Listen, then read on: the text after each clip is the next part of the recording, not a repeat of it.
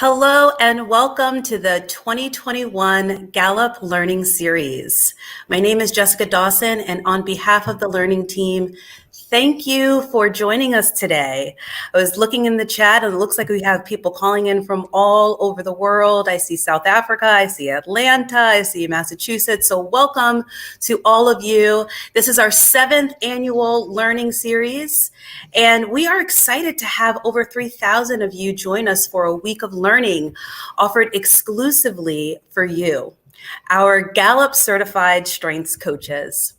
We will share key insights from our latest research about the workplace, the importance of well-being in the workplace, the importance of managers and coaching tips and techniques to enhance your coaching effectiveness in today's world.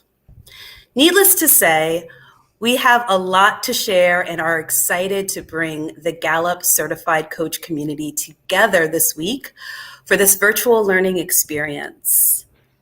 We also want to encourage you that if you are planning to post within any of your social media mediums, you can be sure to tag the @CliftonStrengths accounts. And we love for you to share. So to get us started, I'd like to welcome Gallup's Clifton Strengths Portfolio Manager, Austin Solentrop. Austin, I'm going to turn it over to you. Awesome. Thanks, Jessica. Hello, everyone. So good to see you and have you with us. I just want to take a minute as we kick off the first session of this learning series to say thank you, to thank each and every one of you, the over 3,000 of you that have registered for the learning series this week, and the nearly 10,000 of you that are part of this community globally. We are so incredibly excited for this. You know, when we think about what 2020 taught us and the experiences that we at Gallup had, the learning, the conversation, the partnership and collaboration that we had with our certified coach community, we're really excited to kick off 2021, devoting and focusing our energy on you and helping you to deepen your understanding of coaching, to deepen your understanding of Clifton strengths, and to get some chance to really sharpen your edges and to sharpen your talents as you go out and work with all of your clients and all the incredible work that you're doing day in, day out. You know, one of the things I'm practicing in my own coaching and in my own work is to express gratitude more frequently to the people in my life that matter most to me. When I think about my own well-being with high communication, if I don't externalize what I'm thinking, sometimes it doesn't really come to full fruition. So by externalizing today, my gratitude to you, I hope you all understand that our team at Gallup is excited for this year. We look forward to doing incredible things with you in partnership continuing forward. And this learning series is all about you. So this session today, I'm excited. I'm really amped to listen to what Dr. Harder and Dr. Robinson have to share with you today. But it's the beginning of this entire week-long experience. And so throughout this week, we hope to bring you value. We hope to bring you good use of your time, all as a way of us at the Gallup team saying thank you for all that you do. And we look forward to a wonderful year working with you and many more wonderful things to come. So Jessica, I appreciate the quick minute and I kick it back to you. Absolutely. Thanks so much, Austin. We always love to hear your insights. So now let's talk about a few event logistics. So this series will include 7 sessions throughout the week, and these have been approved for ICF CCE hours. I will talk more about those at the end of the session today. Each session will be recorded so you can catch up on anything that you may have missed or would like to watch a second time. Please refer to your participant guide throughout the week for the details associated with each session. For this particular session, you can turn over to page 2. We would also love for you to engage through the chat feature, which many of you have already found. We want to hear your questions and comments. And to do this, you will need to log into a Google account. So this will enable you to access the chat function. Please submit your questions throughout today's session. Now let's go ahead and get started. Our focus today is on well-being in the workplace. And we have 2 fantastic guests, Dr. Jim Harder and Dr. Jacqueline Robinson, who will be sharing their insights about this important topic of well-being in today's workplace. Tomorrow, we will dive deeper into this topic and talk specifically about how to include well-being in your coaching. Our intent for today is to start with the big picture of what we know about what's happening in today's workplaces related to well-being. So Dr. Jim Harter is Gallup's Chief Workplace and Wellbeing Scientist. His top 5 Clifton strengths are achiever, focus, learner, relator, and futuristic. Jim's book, the New York Times and the Wall Street Journal bestseller, Wellbeing, the 5 essential elements, is based on a global study of the elements that differentiate people who are thriving from those who are not. Dr. Harter holds a doctorate in psychological and cultural studies in quantitative and qualitative methods from the University of Nebraska-Lincoln. His work has appeared in many publications, including Harvard Business Review, the New York Times, the Wall Street Journal, Fast Company, and Time Magazine, and in academic articles and book chapters. Dr. Jacqueline Robinson is a learning and development consultant, and her top 5 Clifton strengths are achiever, strategic, maximizer, positivity, and relator.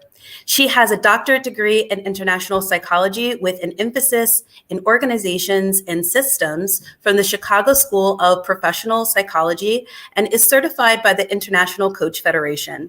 Jacqueline uses Gallup's strengths-based approach, employee selection, strengths coaching, and leadership and development training to coach individuals, leaders, and teams on ways to improve performance and business outcomes. In 2017, Dr. Robinson earned Gallup's Coaching Excellence Award. So we are so excited to have both of you today, and welcome. And yes, and I was thinking maybe we can get things started just to level set on this very important topic. And let's start off with, why does well-being matter? Jessica, great. Thank you very much for the intro. Really looking forward to a great discussion with the group today in the next hour or so. I don't think I've ever seen a time in my career, I've been at this for about 35 years, when well-being has been such an incredibly hot topic, and one that just about everybody's interested in. And there's good reason for that, of course. And this really started pre-pandemic, where we had a lot of trends we were watching that have since been, I think, significantly accelerated and amplified. So we had increases in diversity in the workplace. We had increases in remote work pre-pandemic, increases in matrix work, digitization, mobile technology, a blending of work and life that we'd never seen before had been emerging. Flex time was the number one benefit or perk, pretty much by far, that people were asking for. And then we had this thing that we often refer to as the Great Shift, where we went from 4% full-time work from home folks to 48% almost overnight, in a matter within a month, let's just say. 70% peak of people at least working from home some of the time. I know that didn't affect everybody, but it affected most people, and it was quite a shift that we all had to adapt to. We've now all had a lot of practice, doing this and living in this environment. But the U.S. Census Bureau reported that a third of people have symptoms of anxiety and depression. That's double 2014. Gallup has recorded substantial increases in spikes in worry and stress, historic drops in thriving overall. And globally, the percent suffering has nearly doubled since 2007. So we have a lot of reason to be interested in well-being, but we don't have to just leave it with the problems. There's a lot we can do in workplaces. In fact, I would argue workplaces probably are the best place for us to improve global well-being. If we think about the number of areas of life that workplaces impact. When people leave work or not doing work, it impacts their families, their friends. There's a contagion effect. And so what workplaces have the opportunity to do is really shift this. And so it's important, not only because of what organizations can do in terms of engaging workers We've all known for some time that engaging workers in their work, what I often refer to as the nuts and bolts of managing people, making sure they're in the right role, making sure they get recognition, making sure they're able to use their strengths. Those are really foundations for how workplaces can impact well-being. To give you a couple of statistical examples, employees who are engaged but not thriving have a 61% higher rate of burnout, often or always. They report 61% higher rate. So it's not just about engaging workers. We know that that's a foundational piece, but there's more to it, and that's why well-being enters in. Organizations are now in a position where they can impact the whole person, and I think we've got to think about how we can do that practically and realistically inside of organizations.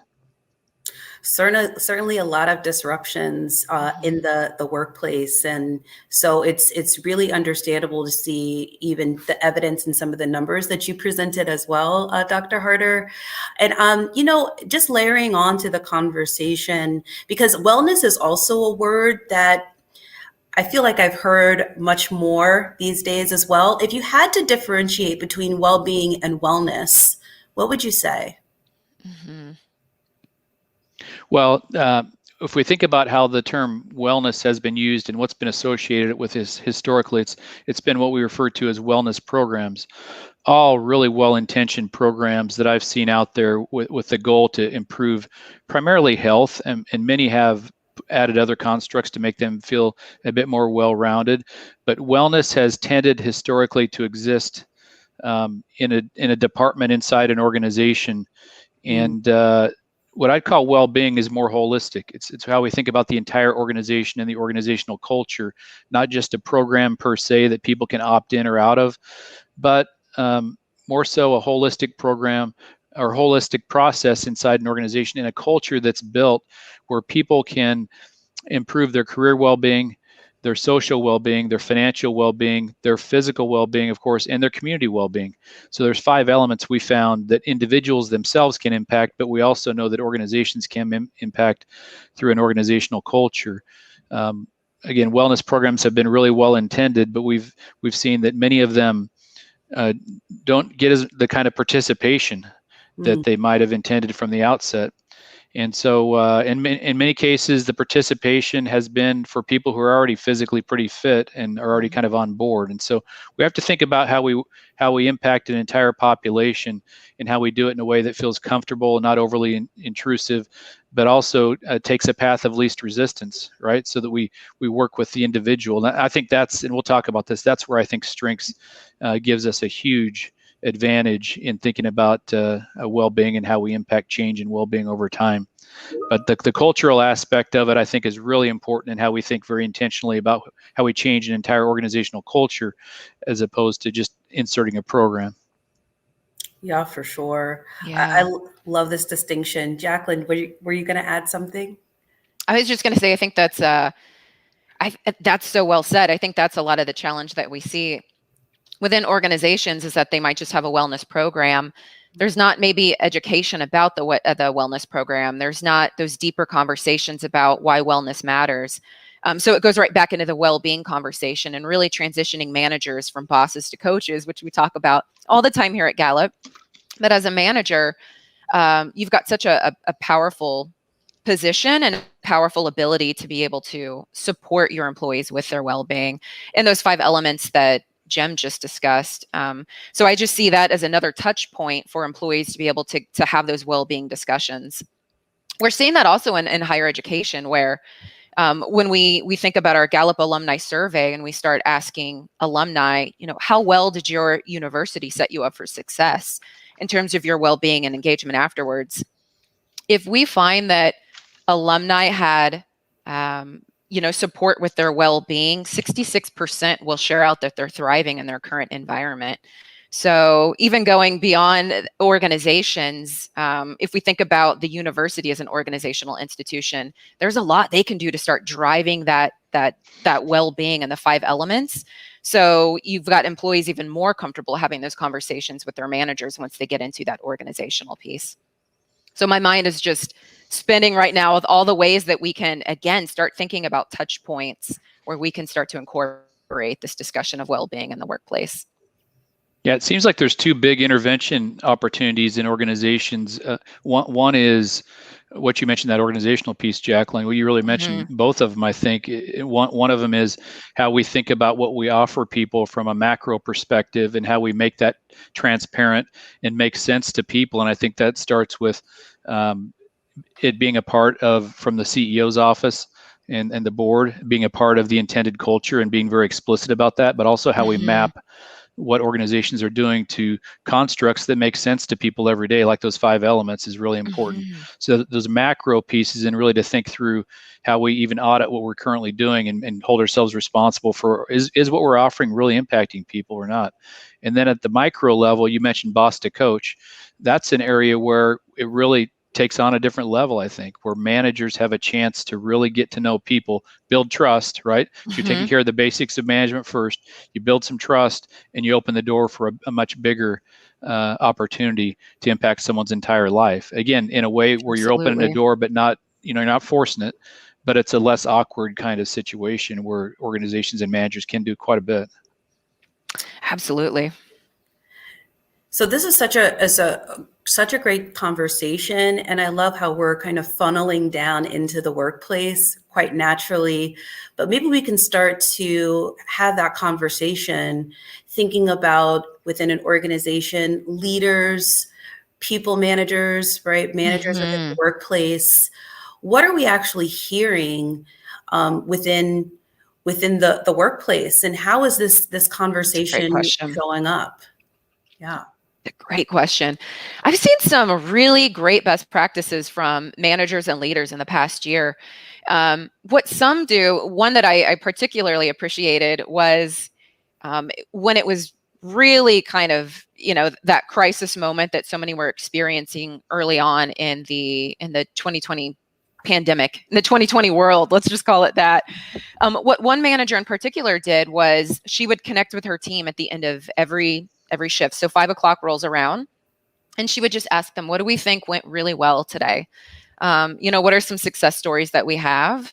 And what just maybe didn't feel so good? And it was their way of unpacking the emotions from the day. So firstly, just celebrating what's going well. But 2, let's talk about it. Let's talk about what might be on our minds, which I just loved, because even if we come from that physical element of well-being, we're tapping into how do you feel? Are you getting energy from this? Do you feel like you can sleep well at night? And so I think just being able to unpack those emotions before you even go home, because these were some on-site workers, you feel better. You're more engaged with your family at that point because you've been able to share out how you've been feeling, better or worse, with your team members. And then you go home and maybe you can rest a little better at the end of the day. But it was that personal connection, and they still do that to this day. But I think that really helped them ride those tidal waves of crisis at the time. What I've seen some other managers or leaders do is just have a one-on-one and truly ask, how are you doing? How are you doing? What can I support you with? And they're listening in for those elements to see where they might be able to offer support. Even if they don't feel like they are capable of managing a conversation about financial well-being, they know who in the organization could support them with that. It's the same thing I was seeing on campuses where they'd say, they might be talking, you might have a student talking to an advisor who feels like a manager to them or a mentor to them. And that advisor could refer them to the financial services office and they can have that conversation. So I've seen a lot of really creative ways that people have started to unpack well-being in the workplace. I think that also facilitates trust. So to Jim's point, you've got to have trust to begin with to really start dipping into this, but it also builds deeper trust when people are having these conversations. For sure. What else have you, Jessica, you coach as well. So what have you also just been seeing in the front lines? It's such a hot topic on the front lines as well. It is. I would say probably about 8 out of 10 coaching calls that I have, this is coming up in some capacity. And with most leaders and managers, I think the people that the ones that are getting it right, it does come back to the touch point. And it also comes from bringing your full self into the conversation. Mhm. So especially in the beginning of the pandemic and everything that was going on, it was very unprecedented. Leaders and managers were scrambling, for lack of a better word, in many instances, to get their ducks in a row, to get all of the facts of what were going to be some of the changes that were coming down the pipeline. Mhm. And so having added stress, it's harder to actually show up to those conversations around well-being with the people that report into you.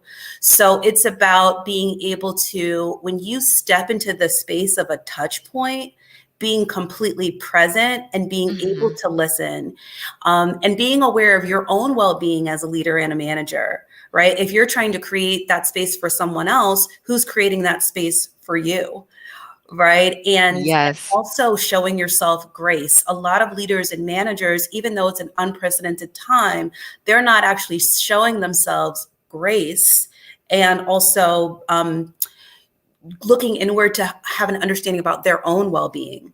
And so it's a ripple Absolutely. effect, right? Yes. So You're touching on the challenge for sure. I think of what we're now seeing is managers and leaders are suffering in well-being. Maybe not in all areas, but at least one of those elements, because they've been carrying the weight of the world on their shoulders, just in terms of having employees where they want to check in with them, make sure they're okay, but might not be healing themselves as well. So I think that's something for our, strengths coaches online today. If you're doing anything, any type of coaching with managers and leaders, checking in on them too, and making sure that they feel like their needs are fully met and they're taking time to rest and, eat snacks, eat full meals between these Zoom to Zoom calls that they might be having, these back-to-back Zoom calls. But that's what I'm starting to see the most, because they're at that 11-month mark where they're hitting the pandemic wall, and they're not necessarily taking care of themselves, or they haven't in that period of time, and it's hitting where that burnout is there. That has ripple effects really on the rest of the organization. So if you think about the Yes. fact that managers have more stress and burnout than the people they directly manage, it not only affects their team, Mhm. we see a cascade to their team, it can also affect how they cooperate with other managers in the organization and whether teams are working together. If managers if they themselves feel like they're developing and engaged, they're much more likely to be open-minded about let's stretch across teams and let's think about how we can do what's good for the organization overall. That kind of purpose component was one that has really stuck out in our resiliency research in terms of how organizations work well in tough environments, and everybody feeling like their work connects to something bigger is a big factor. And I think part of getting that right stems from how managers are experiencing their own well-being. It's a great point, and it's a call out to leadership to make sure that they are having those one-on-one conversations and offering well-being support even to their management team, so that we do see that trickle effect. Yeah, absolutely. I just have a question that's just Mhm. coming to me as you all are discussing this. And I know we talked about the 5 elements of well-being, and it's very much holistic, but is there one that is standing out more? It sounds like maybe it's purpose, but just curious, is there one that maybe needs some extra attention, or should we be thinking that it's all 5 in the same capacity at this point? Well, there is an order in terms of, when I say this, I'm saying all things being equal. Now, if somebody has physical pain, they need to take care of that. If somebody doesn't feel safe where they live, they need to take care of that. If somebody feels that if someone's in a situation where they're lonely, they got to take care of that. So each of these elements, each of the 5 elements, has an extreme kind of set to it. But all things being equal, the first 2, career and social, are the most foundational. And I would argue right now, those are the 2 that need the most attention. Absolutely. And the evidence I'd present to you on career is that we are seeing increases in feedback. So we've been keeping track of how often people say they're getting feedback from their manager And we have seen a significant increase in feedback. So people are trying to connect, right? So that's evidence of that. But on the other side, they're not the same kind of increases in, important word, meaningful feedback. So the frequency is happening, but the quality of the feedback is lacking. And that's where I think organizations can do a much better job. And you have to kind of unpack then, what do we mean by meaningful feedback?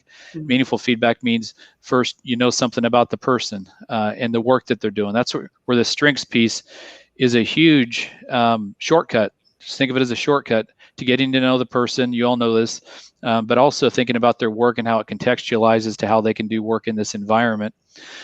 So knowing something about the person and then making sure that that feedback takes into context their overall life as well. So that from a career standpoint, I think sticks out to me right now. And then from a social standpoint, we know that when people are in remote environments, the area that is most at risk is the collaboration piece. So I think, as Jessica and Jacqueline were referencing earlier, to be very intentional about that social component. One of the advantages to the engagement work is that it does actually address both of those foundational elements, career and social.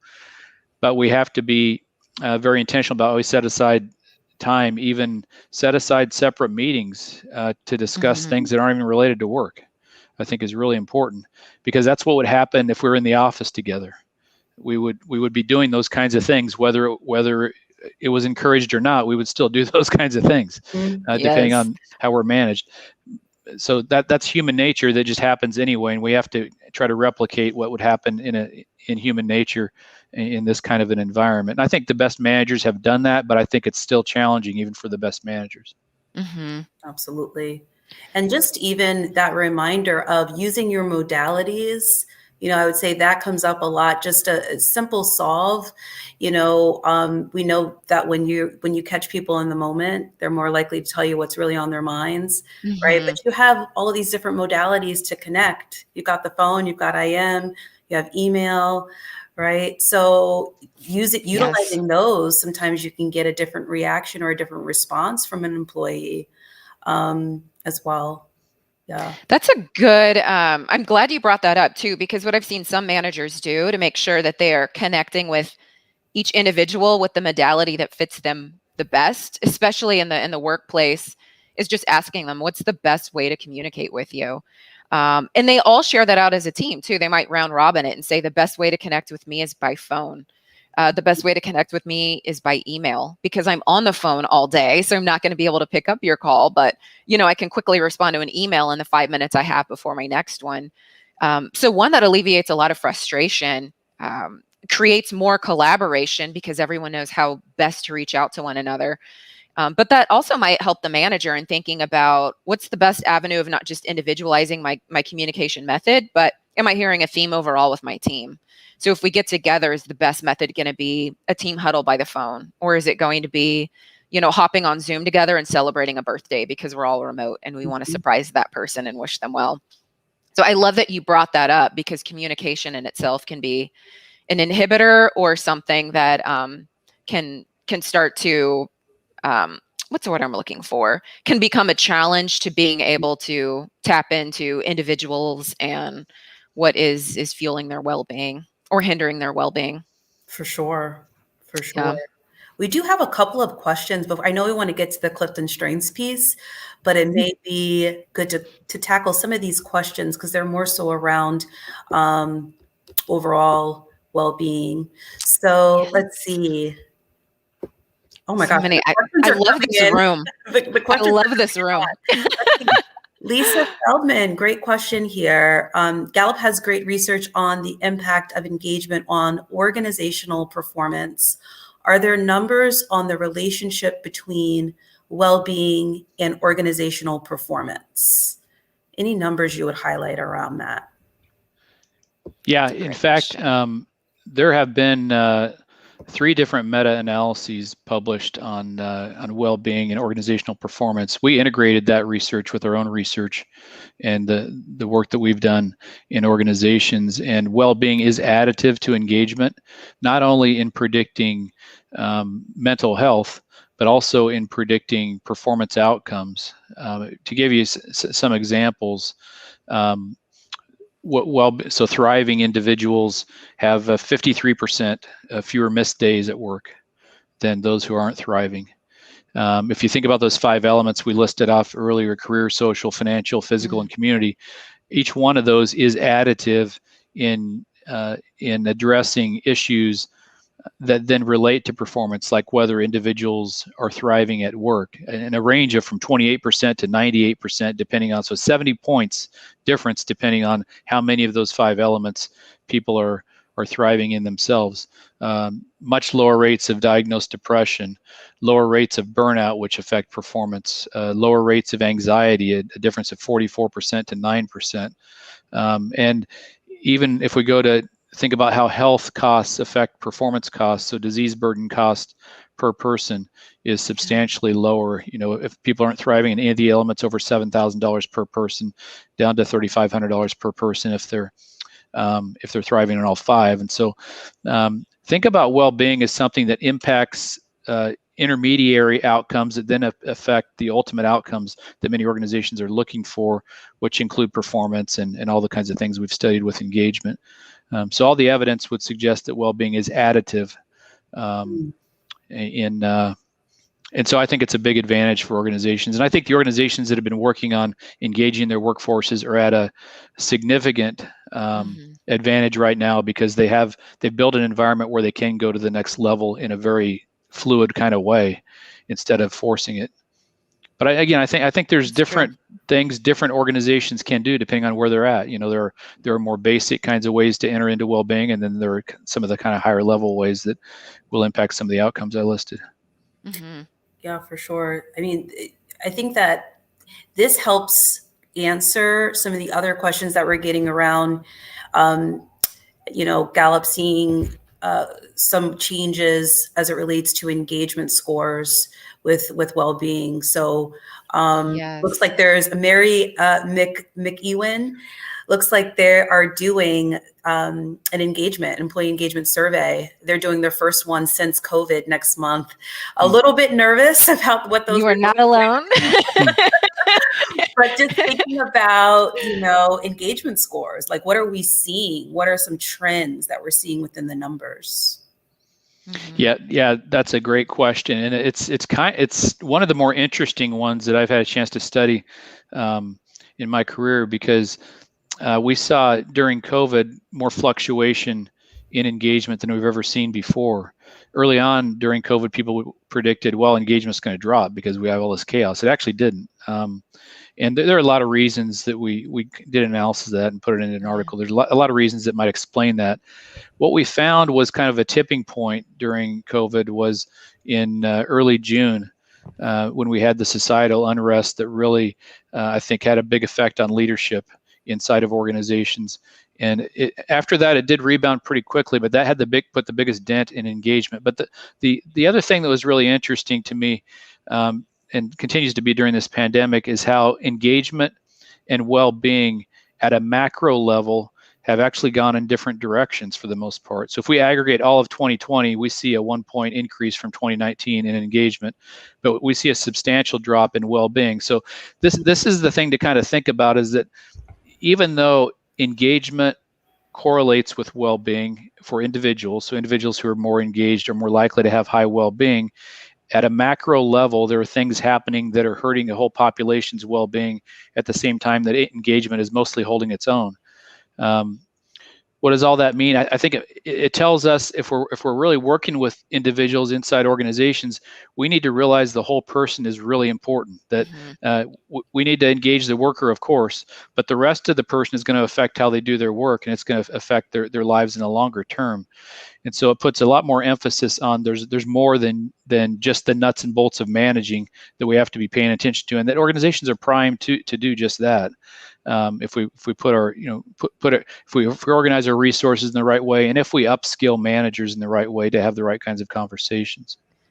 That's so true. And it feels like that should be an easier transition now because so many people are working from home, where we're seeing the kids on the camera, we're seeing the partners walk by, and we're getting that glimpse into their homes. So personal life and professional life is integrated even more in the past year, where I think if managers just ask questions such as, what are you enjoying most about working remote? What is that? We're getting a sense of, is it I get to spend more time with my children as I'm working and I can balance them better. I feel like I'm more productive because I can focus more on my work with less distractions. And then alternatively, the other end of the spectrum, saying what barriers or distractions do you have to your success? So to one degree, we're tapping into engagement, but we're also getting a sense for their well-being. Is it, I've been at my desk for 10 hours straight and I haven't been able to go outside.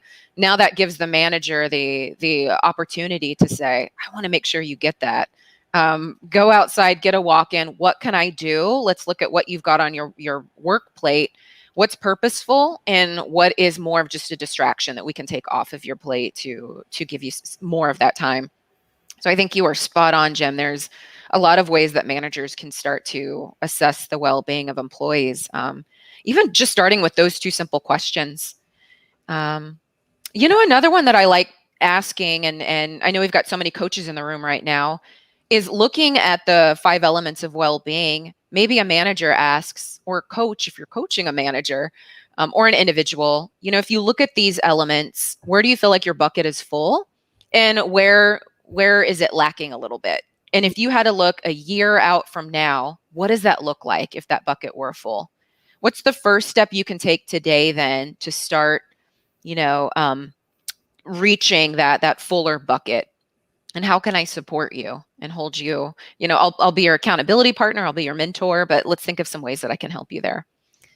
It's kind of interesting to think about this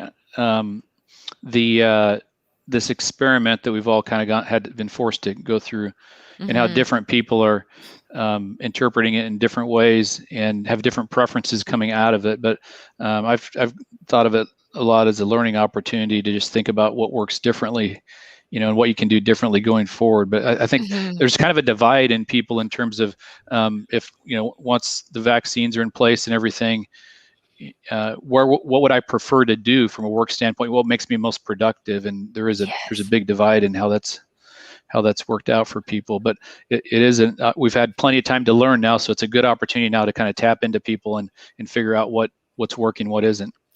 I love that you call this as an experiment. It really has been a great experiment. For sure. And so Jacqueline given some really great practical questions there that tap into both engagement and to well-being. So coaches on the line, I hope you're jotting those notes down. Leaders on the line, I hope you're taking all of that in. I do want us to have an opportunity to start to digest and unpack Clifton strengths and well-being. Yes. Right? Clifton strengths and well-being. So maybe we can go there. How does Clifton strengths support an individual's well-being, and what could that look like? Yeah. Well, I will say just if I think about Clifton strengths and well-being, and even engagement, since we're talking about that, Clifton strengths is the vehicle to higher engagement and well-being. If you know who you are and you've got that self-awareness, then you can better self-regulate and self-express to those around you and share out what those needs are. If you align that with the 5 elements of well-being, now you can really start saying, okay, where do I need to, what's a goal or challenge that I currently have in one of these 5 elements, for example? And as I look at my top 5 or my top 10, what can help support me and drive me towards that goal, or to help me overcome that challenge I'm experiencing in this element of well-being? And if you reach that goal or you feel like you're on course, you feel better. So you're already starting to feel more engaged in your community, be it in the workplace or be it professionally, or personally. So that's one thing that automatically comes to mind for me. And I want to throw it over to Jim as well to just get his take on this. Yeah, that's really great, Jacqueline. The way I think about it with strengths is that first, we don't all have to be athletes to work on our physical well-being or to be successful or even thrive in our physical well-being. We don't all have to make 10 to 20 new friends to thrive in our social well-being. Some will, some with woo might disagree with that, right? But we might just need to have stronger relationships with the people we already know and have some strategies for that. Mm-hmm. We all have ways of getting to the outcome of thriving career well-being in our own way, depending on how we individualize our work and our strengths. And we all have kind of ways that we can improve our community well-being by giving back to the community in a way that makes sense to us. It might at some point in time might because of self-interest, because we're really fired up about something that impacted our lives and at one stage in our life, and then at another stage in our life we might adjust that. So I guess my point is that strengths is a way that we can take a step back and say we can thrive in our well-being through who we are, as opposed to everybody trying to follow the same formula and watch the same videos or whatever it might be with inspirational speakers and all. And all that's great, but I think that if we leverage our strengths, we all have a more efficient path to impact each one of those 5 elements of well-being. I think that it also helps a manager first and foremost think about each person's personal contribution when they're really working with somebody on not just their engagement, but their overall life. And it also moves managers away from awkward criticism, that, they're trying to correct someone's performance, and it feels awkward if they don't start with strengths. And you all know the common language helps so much. So I think all those things are kind of what comes top of mind to me with strengths. Awesome. I love that. Yeah. And I love that Clifton Strengths is the vehicle. We always say that Strengths is going to tell you the how you will get to a particular outcome. And we also talk about sometimes our strengths need to be fed. I remember one of our favorite coaches, Kathy, she always says our strengths need to get fed, and they also can get offended. So sometimes when our well-being is suffering, there may be a link to one of our strengths not being fed, right? Or not being in that vehicle to get to that outcome. So even doing some exploration around that could be helpful. That's such a great point. I just think case in point, if you've got a remote worker that's high in includer, and they don't feel like they're receiving recognition or frequent feedback from their management team or colleagues, they might feel offended, like, I don't feel like I'm included. And that could hinder their social well-being and their career well-being in the workplace. But if you're a manager and you're aware that they have includer high and you know that they've been suffering, might there be a way that you can create a more inclusive environment for them, whether it's increasing the one-on-one conversations or checking in with them on Slack or on Microsoft Teams sometimes, just to see how they are. But to your point, we internalize our themes. Yeah, absolutely. And even having the conversation alone and being super curious as a leader or as a coach around these can help to shed light on why someone's feeling the way that they are feeling and uplift their mood. I've had this happen time and time again in coaching, and just like that aha or epiphany of, oh my gosh, that's where it's coming from. That's what I'm not feeding, so Clifton Strengths can be such a tremendous vehicle. We know that, but just in this context can be quite helpful. Especially during this unprecedented time that this experiment that we're all I know. Forced experiment for many. Yeah. All the more reason to have those one-on-one conversations and see the 5 elements, see your top 5, which of these elements feels like it might be hindered at this time. Look at your top 5 or one of your top 5's not being fed as well. And do you see that correlation between the two? Speaking of includer, I'm sorry, Jacqueline, keep going. Oh, nope, that was it. Okay. Perfect transition. Okay. I was just, when you're talking about includer, I was thinking about another research finding that we found that well-being improves more in a peer kind of an environment. And to me, that makes a lot of sense. So the more you can connect peers with each other, they can share stories that actually have relevance to them, because they're not thinking, well, here's a person kind of preaching to me that might, have a bit of different income level or who knows what, and peers have all kinds of, strategies that they've used in each of the 5 elements that people can learn from each other. And I think strengths plays into that too. How did you use your strengths to affect this this particular element of well-being. And I think the more that we can get peer conversations going inside organizations, the quicker we're going to see growth. Absolutely. Well, I love that too, because managers and leaders can create that culture of well-being where you've got colleagues leaning on one another. Much like we talk about even with engagement, recognition, that creating that culture of recognition can start with the manager or leader, but they can be encouraging their teams to be sharing out with one another, recognize one another, hold each other accountable. You know, and yeah, I love that, because it also, I think you probably had a lot of managers too that might be on the call kind of breathing a sigh of relief with like, okay, I don't have to be in charge of all of it, but there's a role I can play in encouraging team members to start connecting with each other and checking in on their well-being too. Absolutely. I'm checking to see what questions are coming up. A lot of people resonating, looks like, with the unpacking well-being with strengths. So that's good.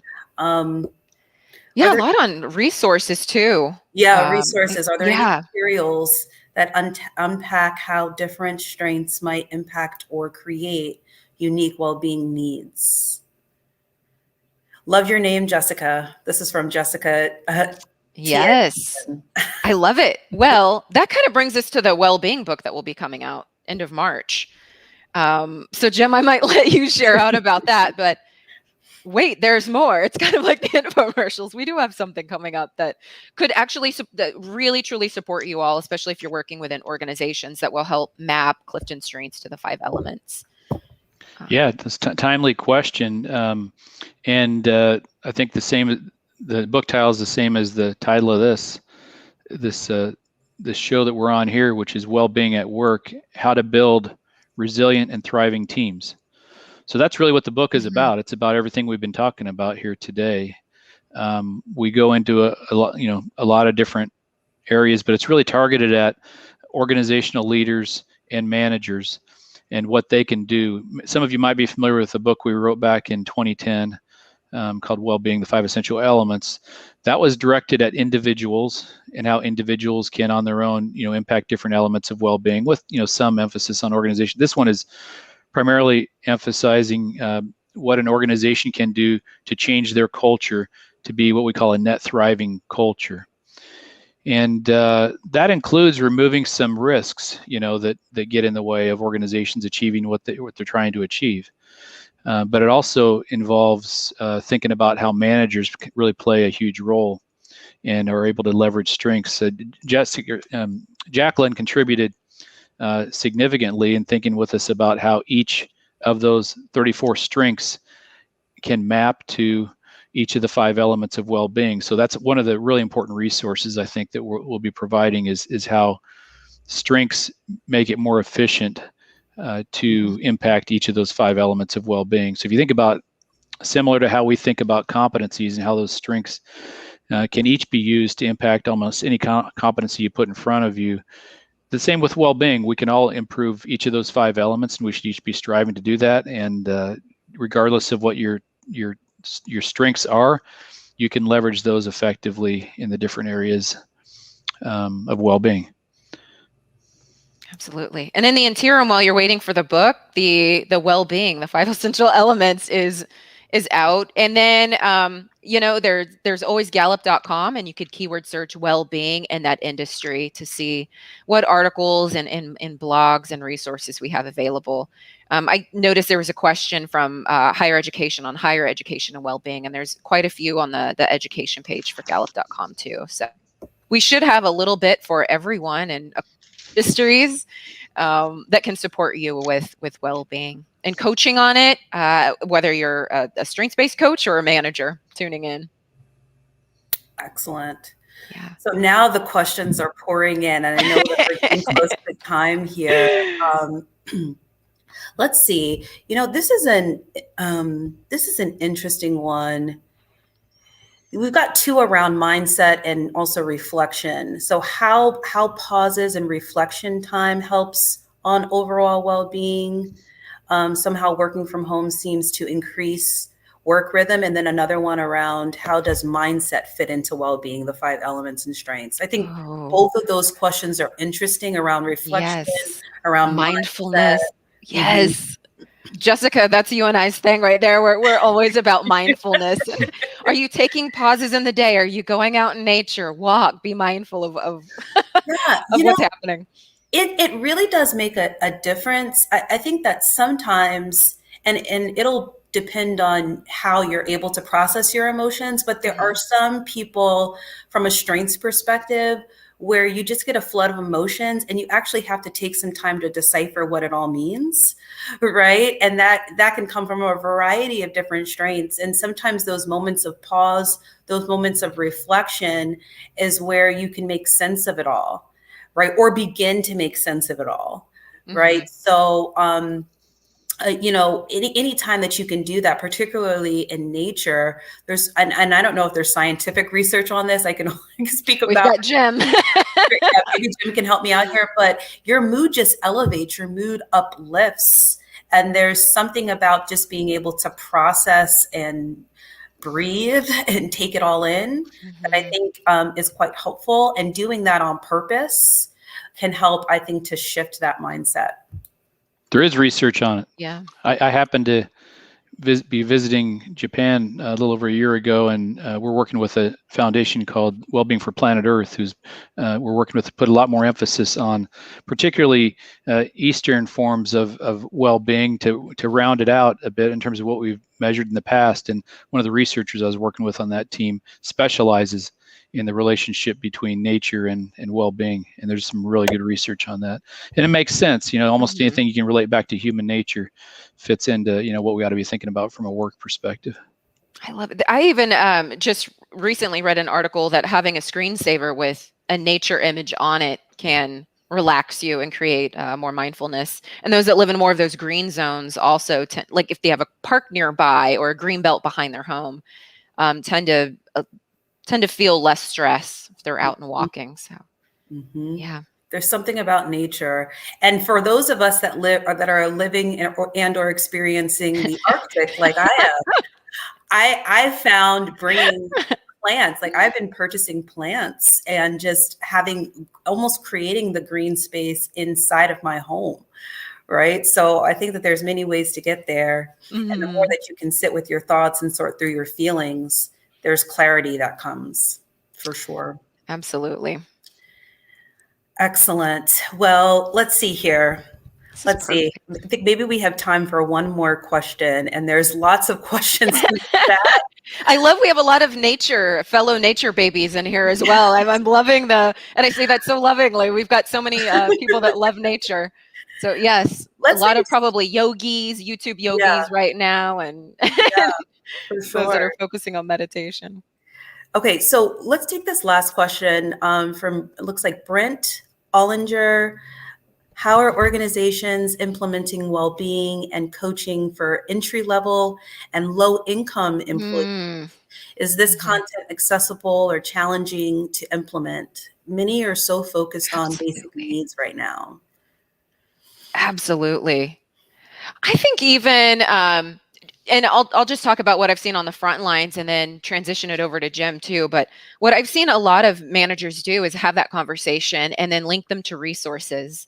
So I think that it is a valuable time right now for managers to be connected to what benefits are available in their organization so that they can share those out with employees who are suffering with their basic needs, or who do need maybe some mental health support. What does human resources have available? So not just referring them to human resources, but maybe already offering a couple of programs or benefits that are available within the organization and saying, human resources would be able to set you up there.